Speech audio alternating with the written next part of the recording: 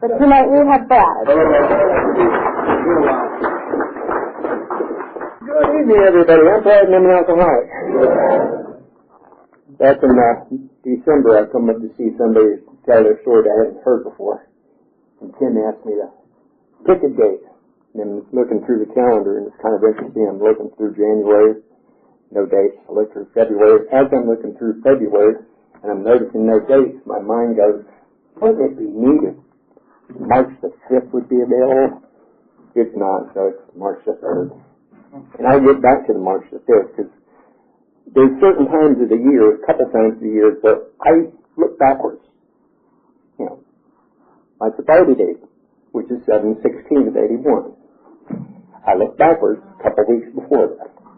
March the 5th is another one of those dates. Just to give you a little bit of background, because I don't want to tell a big, huge drunk log, but my father is retired Army, so I spent my youth traveling the country. Went to kindergarten in Okinawa, Japan. And as a result of all this, I ended up moving like 50 times by the time I was 20, and I never fit in. I was constantly bullied, and I hid as a result of that.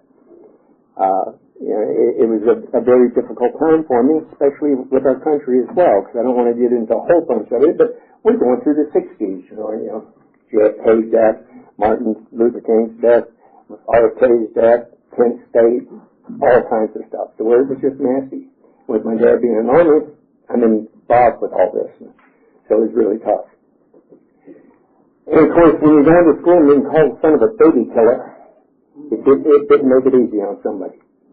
And I'm a small guy. I got bullied everywhere I went. So I hid. It's the only thing I knew to do, hide. My dad, unfortunately, did something, but yet sometimes very, very fortunately, when he went to NABA, he looked at me on the tarmac and told me I was the man of the house now. Well, that was good in one sense, but in another sense it wasn't, because he didn't realize that what I did is I took that responsibility and put it on my shoulder, and I'm only a 10-year-old kid. And I spent my life with a problem with having this issue of everything's my responsibility, even when it's not. So I'm going through all this, and by the time I started drinking, I found an answer. And that was huge for me. I found an answer, because I hurt. But I couldn't tell anybody either, because I didn't know how to talk. I was too busy hiding from everything, because I was being bullied. Now, I finished the drinking in the Navy. And it was kind of interesting. At 17 years old, I got angry with my father. He told me that I wasn't going to lie in his house. And of course, I told him I wasn't going to be in his house no more. And so I'm just going to tell you a few things that I figured out once I got to this program. Because I didn't get here to get sober, believe it or not. I came here to find out if I was an alcoholic. And there are a few things once I got here and cleared up that when I look back were kind of indicators that I belonged here. Within the first 3 months of my drinking, I shot somebody at point blank range, put a line across the chest in my grandmother's basement. You know, I guess you shouldn't play Russian roulette and play games with guns when you're drunk. What can I say?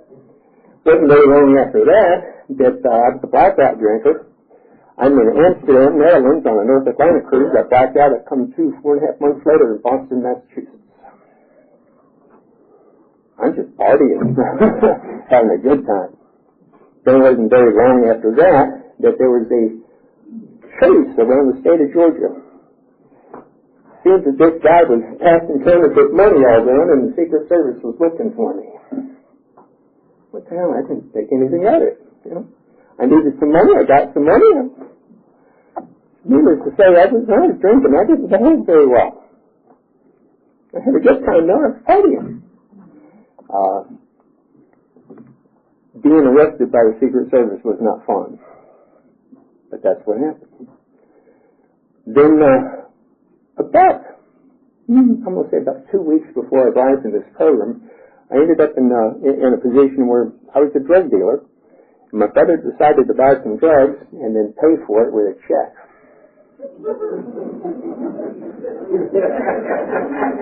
Yeah, they didn't go over too well. And as I was proceeding to tell him that didn't go over too well, he swung on me. Uh-oh. I snapped. The next thing you know, there was another guy there. The next thing you know, after I was tired from swinging, I asked the guy why didn't he stop, and he looked at me and said, because I didn't want to die. I put my brother in the hospital, severely beaten. Because once I snapped, I started swinging until I was tired. My mom told me about 2 days later that she couldn't recognize him. His face was so small. Now, I knew that he was going to rap on me. So I decided that I needed to get rid of my product. So the product was the speed. You ever heard of a Black Beauty? I had prescription Black Beauties.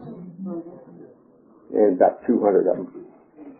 So in 2 weeks, I started consuming everything possible, and at the same time period, you got to equal that stuff out. So guess what else I'm consuming? A ton of alcohol. Now, mind you, in those prior to those days, my habit was, and I know this is AA, but I'm drugs out, getting it here, 2 quarts of Corvo a day, an ounce of pot a day. I did over 3,000 hits of acid in 3 years. That doesn't count all the rest of the stuff. Hey, I'm just partying. Well, unbeknownst to me, I was living at Claremont Lodge, which is Claremont 85. I helped to create Claremont Lodge, but I've been there except every day. But my ex-wife at the time was working at a restaurant just in front of it, and I would pull into the restaurant on my motorcycle and forget to put my feet down, so I'd take myself up, pick the bike back up, and walk in. Well, I didn't realize that there were some people that were talking to her about me. These people seem to come to this place called NABA. And all of a sudden one evening she decides to inform me that I'm an alcoholic. Well, I'm a good drunk. What do you think I'm going to do? I bowed up. You don't accuse me of anything. Well, I started to get real angry and she started to cry, and I was not very good around women that cried. So I decided to leave, and she begged me not to leave. And for a change, I didn't. But I ended up blowing up. I'm not sure how many walls I put my fists, my elbows, my knees, my feet through. I mean, I blew. She's crying. Don't accuse me of this. Well, then I had this really bright idea about how to get this woman to stop crying. I looked at her, if you don't quit crying, I'm going to pick that bottle up and I'm going to throw it in the TV. She boo-hooed, I picked that bottle up and I threw it. That got her to leave.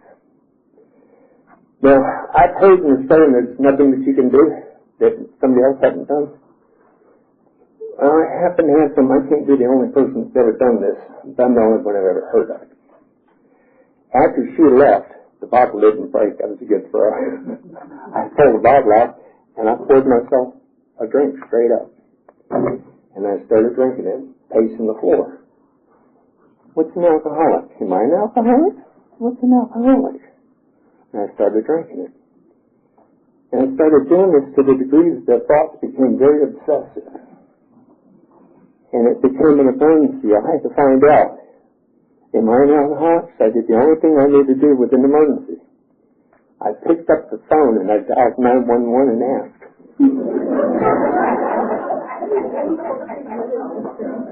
Now remember, I'm a drug dealer in inventory. No, I have nothing to do with insanity.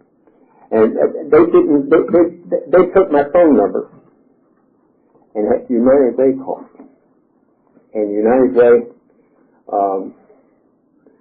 basically told me the same thing over and over and over. I don't know if you are, but I know where you can find out. I don't know where you are, but I know where you can find out.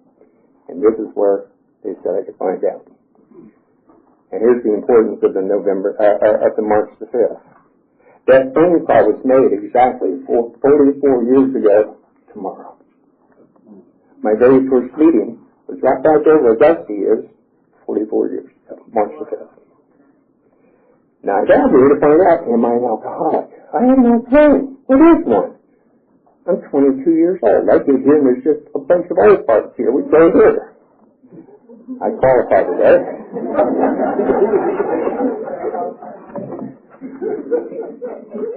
And I know, I was still drunk when I got here. And I noticed there was a lady telling her story, and her name was Mary. And the lady celebrating her birthday's name was Mary. The only reason I remember that is my mother's middle name is Mary. And I walked in. Because it was a birthday meeting, I couldn't get out fast enough. I got surrounded. And of course, I'm trying to disappear. I don't want anybody to know I'm here. You know, I was used to hiding. And the next thing you know, Mary hands me a piece of cake and asks me to come back. The only reason I know that it was March the 5th is somebody gave me a big book with the date in it. I mean, still drunk. I wouldn't have remembered that. But when they asked me to keep coming back, they had something I wanted, and it wasn't sobriety. I saw people smiling. I saw people laughing. I saw people that cared about each other. That's what I wanted.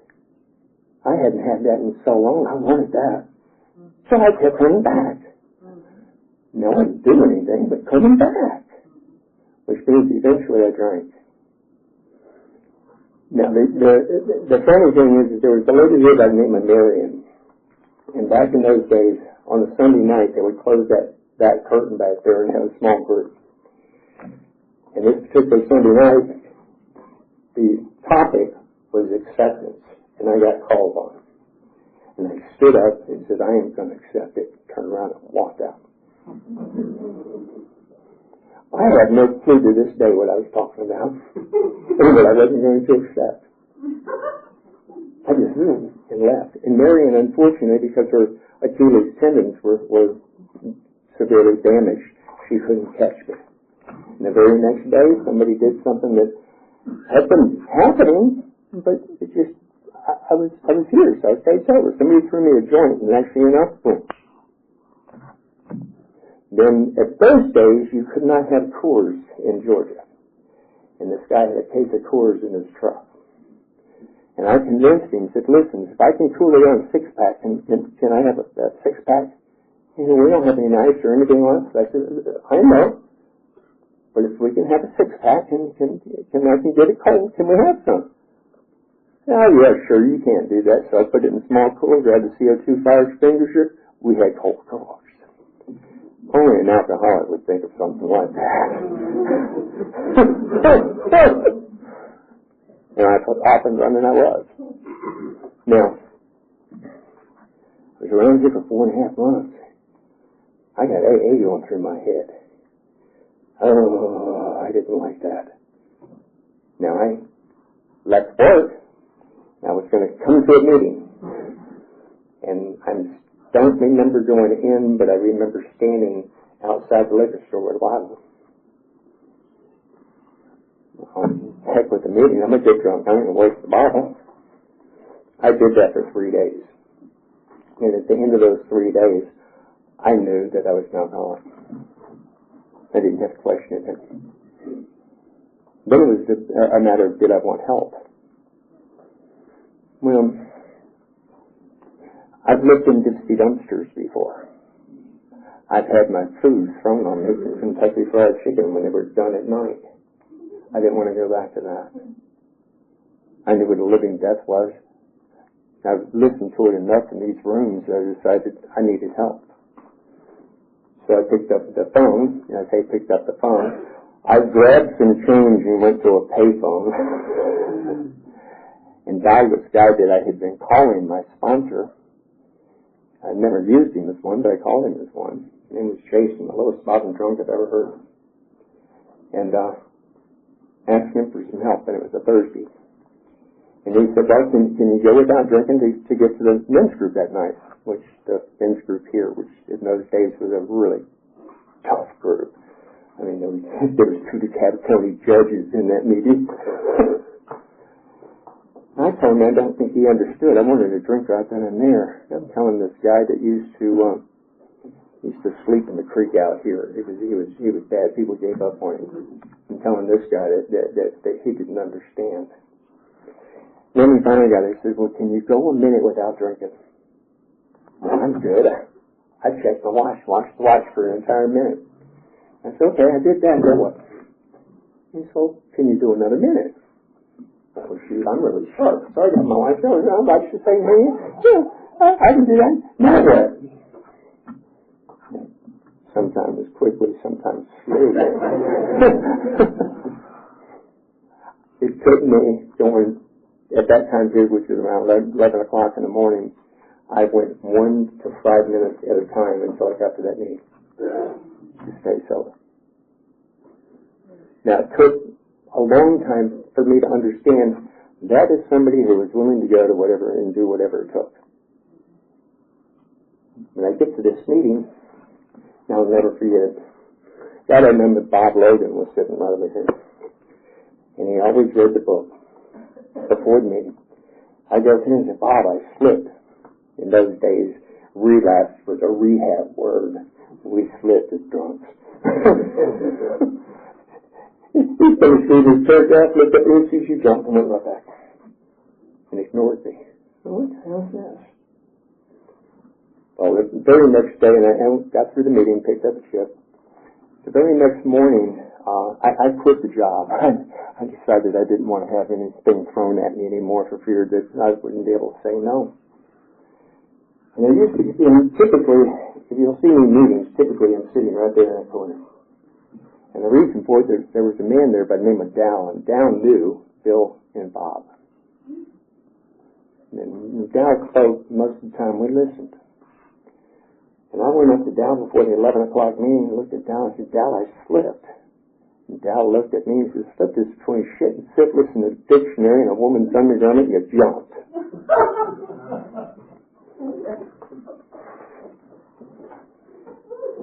I kind of stood there going, who the hell do you think you are? Stayed for the meeting, left the meeting kind of irritated. Well, that's a minor word. I was mad. About 3 days later, I went back to Dow and said thank you. Because that little bitty violin that I was trying to play, pour me, pour me, pour me, he didn't play it. He told me the truth. I'm responsible for my decision on whether or not I drink once I get sober. That's kind of interesting. The last time I saw Dow was at Chastain Park. I'd gone to a concert because I was working 80, 90 hours a week, gone to a concert. The first time I've only seen him outside the concert. I saw him with this lady that I knew the name, but it just didn't ring. Then all of a sudden when she started singing Misty, I knew who Sarah Vaughan was. It's like, oh my goodness. But I ended up coming around and coming around and coming around and coming around. I mean, I wanted to get sober. And I ended up with a couple of things that I thought was really interesting. I didn't know I didn't understand powerlessness. I knew once I started drinking, I had no choice. I had to keep drinking. But intellectually, up in my head, what do you mean powerless? I have power. What do you mean? And the guy that I had as a sponsor at the time, Jason, looked at me and said, okay, why don't you go talk to not Dal, trying to think of his name right offhand, Diz. His name was Diz. If you've ever been downstairs and you see a frying pan up on the wall, that's more than Disbro. Why don't you go talk to Diz? So I did. And Diz, after our talk, asked me if I would, that night, get on my knees and do the third step work. I said, okay, I'll do that. Knowing damn well I wasn't going to do that. Because I didn't get on my knees for nobody. Nobody. Well, that night I get home, and of course I'm alone, and I lay down, and for the first time in a long time period, I couldn't go to sleep. I had this nagging thing that I had told somebody I would do something, and I wasn't going to do it, and I lied to them. Oh my goodness, my conscience had woken up. So I ended up getting up and doing just that. Got out in the living room, grabbed the big book, found where the third step was, got on my knees, did the third step for her. Oh, goodness. Did not like it, but I did it. Then I went to bed. And for the first time in I don't know how long that I could remember, I laid there with no thoughts nagging me. I laid there at peace with no nagging thoughts going through one ear to the other ear. And I'm not sure how long I laid there, but finally a thought came, and that thought was, what next? I decided to get up after a while because what next wouldn't leave me alone. And I don't know where to look, and I don't know where to find the what next answer. So I started going through the book. Maybe I could find the answer in the book. Have you ever laid a book down and it just opens it? Well, that's what happened. I laid the book down after tired of looking for the answer. Pages unfolded, and I looked down, and oh my goodness, what's the first sentence I see? Faith without works is dead. Well, that's what's next. Now, for a long time during those days, I had an issue with faith because I put faith with religion, and me and religion did not get along. But I had faith in the people in these rooms. Now, I had faith that the alcohol was my answer. So after talking with the sponsors for a while, what we figured out is it's not that I didn't have a lack of faith, it's that I needed to change what I had my faith in. At the same time period, there was this other thing about how you have to surrender. Well, I'm from a military family. We don't surrender. You know, I remember Hamburger Hill. I mean, I've seen all these guys returning from Nam with no legs, etc. No, we don't surrender. So I had an issue with that. I found an answer with that for me. I didn't surrender. What I did was I changed my allegiance. Instead of my allegiance being to the Bible, my allegiance was to this program. And it worked. And it worked for me.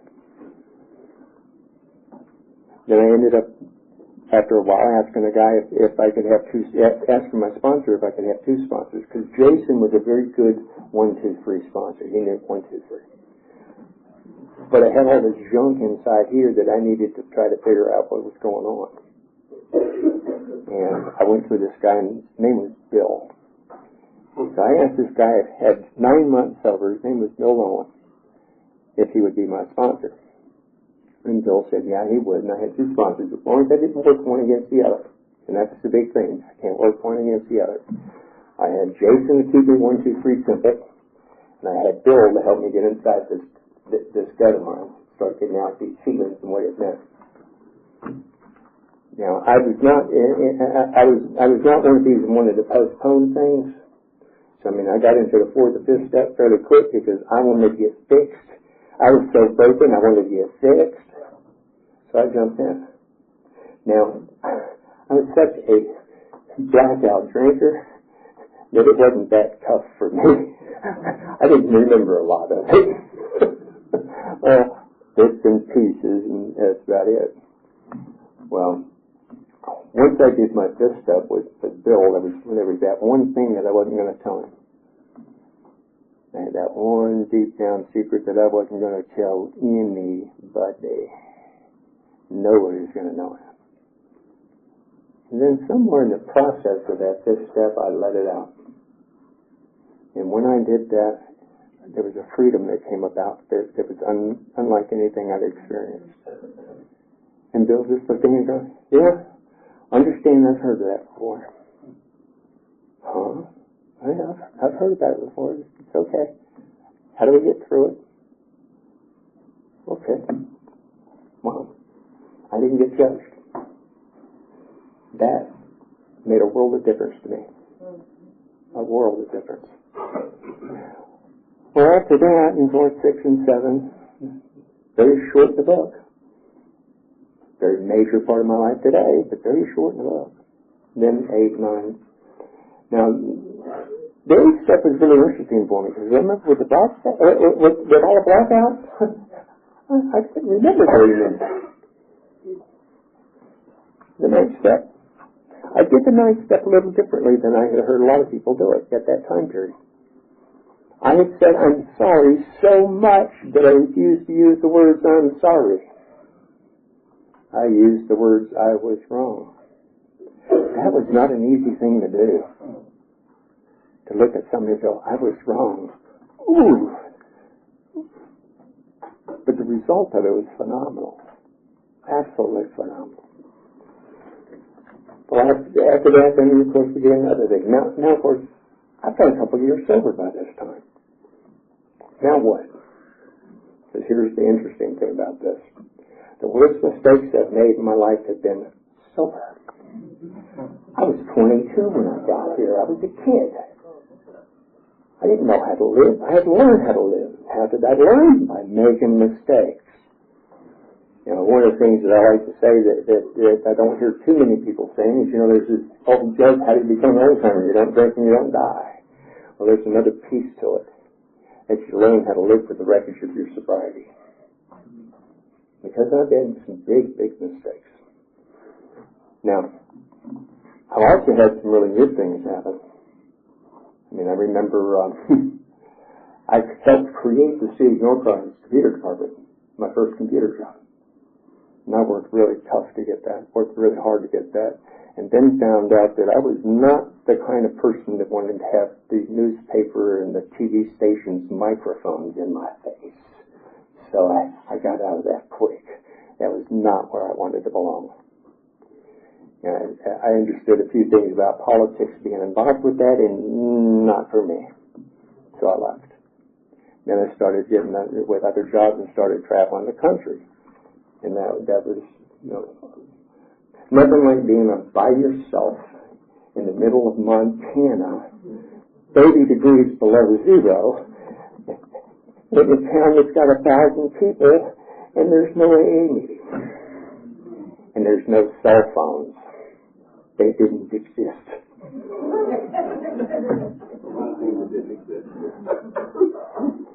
And because I was playing just what I didn't bring, I didn't bring the book with me. So I had to learn how do I stay sober. Well, what I did is I don't pray as much as some people say. I meditate. And I meditate looking for answers. In prayer, I ask. But with meditation, I listen for answers. And that's what I did. I learned how to meditate. And that's one of the beautiful things with it is if I learn how to do that, I've learned how to get out of my own way. Wow. Now, there's a couple of gifts in the program that have happened to me with 9 steps that I thought was that I'd share that's kind of neat.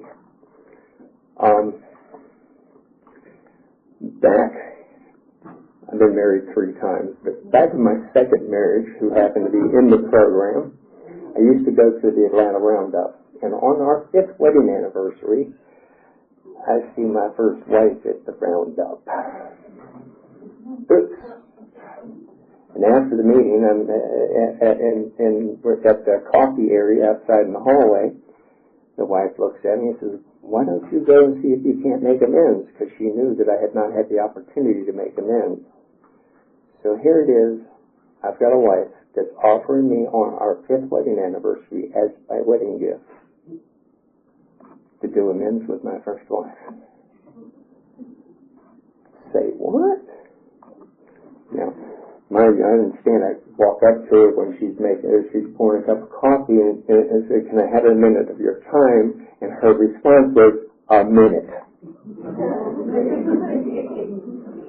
You can understand that. The next thing you know, though, I've got her sitting here, the wife sitting here, and the two of them are talking about me as though I wasn't sitting there. After a while, I looked at the first one and said, do you mind if we could go to a restaurant? She said, is this one of those 9-step things? I said, yeah. She said, okay. So we did. We went to a Denny's, and I did my 9-step with her. Now, we're at the Roundup. We've got a room, the wife and sister. Next morning, they do their baths and do their shower and all that kind of stuff, and I'm the guy waiting. So at the end, when I get ready, I go to the hospitality suite, and there is my sister, my first wife, my wife, and they're all 3 already talking to each other. I'm standing there going, uh-oh. I'm uncomfortable. And the first wife gets up and starts walking towards me, and she said, let's go outside. And I know that, and the wife was, go.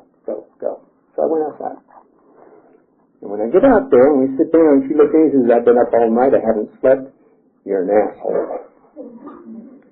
I'm like, oh, goodness, I'm sorry. I thought I did my next step properly. And she said, no, you don't understand. You did. It's my turn. Where can you go to get that kind of thing? And then next thing you know, she did. She did her ninth step. And I was absolutely floored. I actually did something right for a change. And I did. I said I was wrong. Now, mind you, when I said I was wrong with all of that, I never once brought about any part from her. It's all my part. So it wasn't, hey, you did this and I did that. It was only what I did. I thought that was really neat. Now, the next step that was really something else was not direct. That mistake was so severe that I, to this day, cannot make a direct amend sober. I paid a big price for that one. Put my entire life up in the air for it to make that amend, and still to this day making the amend. Now here's the real beautiful part of that. Doing all that I have done through the decades of that amend, about 2-3 years ago, somebody that comes here put something on Facebook, and I decided to respond to it. And when I responded to it, the next thing you know, that person that I had harmed felt safe enough to respond in such a way where I knew that I was the point. But I had made the amend enough to where that person finally felt safe enough to do that. Wow. That was huge. Very, very, very huge to me. Now, the other ninth step that I'm going to mention is something that I never expected. You see, on that original 8-step list, there was one person I couldn't find. Now I've got a sponsee, and I want the sponsee, and we're going to work these steps, so I need to keep looking for this person. And I did. I kept looking and looking and looking when I wasn't in a relationship, because this person was a woman, and I didn't want the current relationship to have an issue with me wanting to make amends to a woman, especially a long time ago, especially for somebody that I wanted to have a relationship with. Well, on June the 5th each year, when I'm not in a relationship, because that was her birthday, I would think for her. Well, for years, where do you go? I mean, I was in the Navy. It was Jacksonville. I mean, things changed. If she got married, I wouldn't know. Now, being in the computer business, there were time periods where I had the ability to look in places that you really don't have much access to look. And I did. But I never could find them. Until about 3 years ago. Well, actually 2 years ago. 2 years ago, on June the 5th, I found her sister's obituary. Now, mind you, how do I know it's her sister? It's kind of funny. How many Nancy Carvins do you know that live in Mary Island, Florida, that's a dwarf? Yep. Nancy. So I knew I finally found her. And within that, I found some names. And within that, the next thing you know, I was like, oh my goodness. I've got this list of people I think it is, and I called somebody that's a very dear friend of mine out in Reno. And she's about to celebrate 40 years next Monday. I was telling Beth about all this, and she said, what's her name? And the next thing you know, now, that's an attorney. The next thing you know, I get this email, and I got a background check with email addresses and phone numbers. Put together a plan on how I was going to do all this, and I emailed, and they all bounced back almost within 5 minutes. So the emails were gone. So then I put together a text with all the phone numbers that I had, and I texted it. Nothing. I decided to leave it alone for a while. And about a month and a half later, I decided, let's take a chance. There's one place here that looks like it might be a place that she worked.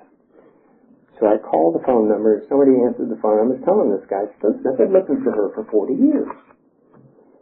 if you know her, if you says, can you give her my phone number and have call? Well, I knew with the way he was taking the information, because I've taken it that way, that I found the right number. Now I'm pacing after him and I hang up, because what am I going to do? Holy moly, I didn't expect to ever find her. I'd given up. I was just doing what I was telling my spouses to do. Keep looking. And then the phone rang. Is this the Brad I think it is? I'm like, well, what Brad do you think it is? And she laughed and said a few things, and I had made the decision to bring about a particular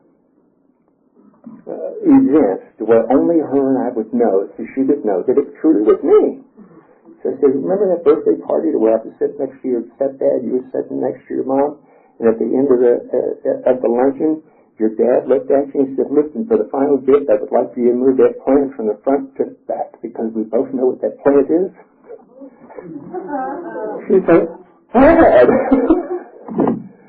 Well, after talking for a little bit, I asked her, she was about to move from Tennessee to Virginia, I asked her if I could drive up and spend an hour and talk to her person to face to face. And she said, you're going to drive 4 hours to talk to me for an hour? Yeah. Okay. And I did. It was as though 40 years had not passed. It was a 2-minute long hug. It's like, holy moly. Then when we sit down at the restaurant and I explained to her what it was all about, she kind of laughed and went, yeah, I know a bit about AA. And then when I made the amends, she kind of looked at me and said, I don't remember that. You don't have to carry it anymore. That's kind of happened. I hadn't been carrying it. I just was trying to do it and explained it all to her. And it's kind of interesting. To this day, her and I talk on the phone all the time. And it's kind of funny. And this is really funny because did you ever just, after about 6 months, she was like, did it ever occur to you after all this time if I wasn't in a relationship and you weren't in a relationship that we might be able to get together? She said, yeah. I said, must have really blown your mind when you figured out I was a lesbian. And my response was, it doesn't change anything. Who you are is who you are. So here we are, we're really, really, really close friends today. And it's really neat. So I've now, it took 40-some years, but I've now completed my full 9-step list. But that's the whole neat part about it is, guess what? I didn't say enough. I had people tell me, you've tried long enough, just walk away from it. I hadn't completed it. One of the other things that's kind of interesting that I've done is that if somebody asks me to do something in the program, I don't say no, unless I have a previous engagement. To this day, I have not broken that. That's almost 44 years. I won't do it. I still remember where I came from, and I don't want to go back there. It's interesting how I was talking to somebody on the way here. He gave me a call. I can look back and I can see that individual and that person I was. But I don't know that person anymore because he doesn't exist. I remember him. I can remember a lot of things about him I didn't like. And which gets me to something else that I do that I think is really important. I had somebody do something with me early in the program, and I decided that it was a good thing to do. I try to give newcomers a challenge. And it's not an easy challenge. And I give all of you the same challenge. At least once a day, go look yourself in the mirror. And as you're looking at yourself in the mirror, give yourself a hug. Oh, it gets even better. And as you're giving yourself a hug, say, I love you. Or the tough part is, mean it. Try that for 30 days. I did. Because I didn't like that person in the mirror. I disliked him with a passion. And there was also a saying that used to bother me early in the program. Our best thinking got me here. I disliked that here it is, I'm looking at that dirt and is thinking, oh, today, it's my best thinking that keeps me here. Having some compassion for that person look in the mirror. There's my two favorite sentences in the big book. I always did the faith without works. The other one is love and tolerance of others. It's our code.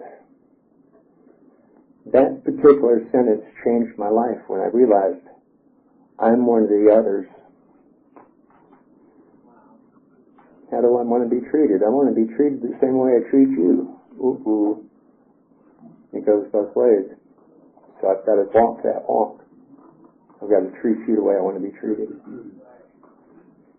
The other thing that used to bother me, and I heard it a lot around here, judgment's wrong. I'm going to disagree with that. I don't think judgment's wrong. If I don't make a judgment, how am I going to pick a sponsor? How am I going to pick a friend? I'm going to pick somebody I want to date if I don't make a judgment. It's the motive behind the judgment and what I do with the judgment that I've got to be careful of. Key word, motive. It's part of what 6 and 7 is all about for me, is I look at, what am I doing? Why am I doing it? What's the reason for doing it? Yeah, I do my best not to ask the question why, because I was like a dog. I ended up chasing his tail with why and get nowhere. Joe actually answered my question of why one day when he looked at me and says, why not? I didn't like that answer. But it's a good answer. I'm going to close it up with something that I think is important for me. And I say this for me. And every time I pick up a chip, I try to say this. When I use the most difficult 4-letter word in my vocabulary, the most difficult one, and I use it honestly and with integrity and with follow-up, things happen. And the word doesn't start with a D, it doesn't start with an F or an S. The word's help. And even with 44 years, guess what? Help is appropriate. I say 44, 43. I still ask for help. And I had somebody tell me that they would describe me with one word. And when they told me that this is somebody that had time in the program when I got here, that I knew. And when she told me that she would describe me with one word, and that particular word, I sat down, and she didn't realize that it brought tears. Because this is not who I was when I got here. And the word that she used was integrity. Because if I say I'm going to do something, it's my bond, I'm going to do it. And that wasn't who I was when I got here. And I'm not special, I'm just a garden variety drunk who's willing to do whatever it takes to stay sober. And I hope you too. Thank you.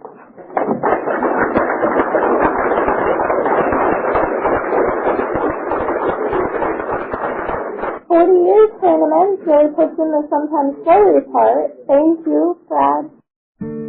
First I slept and then I crept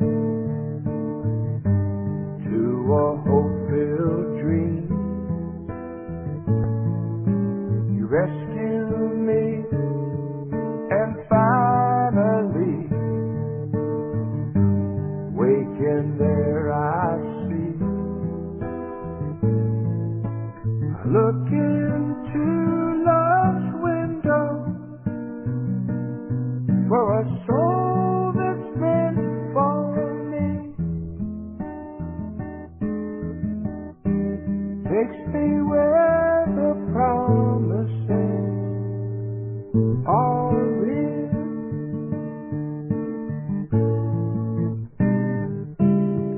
Sometimes quickly, sometimes slow, we get just what we need.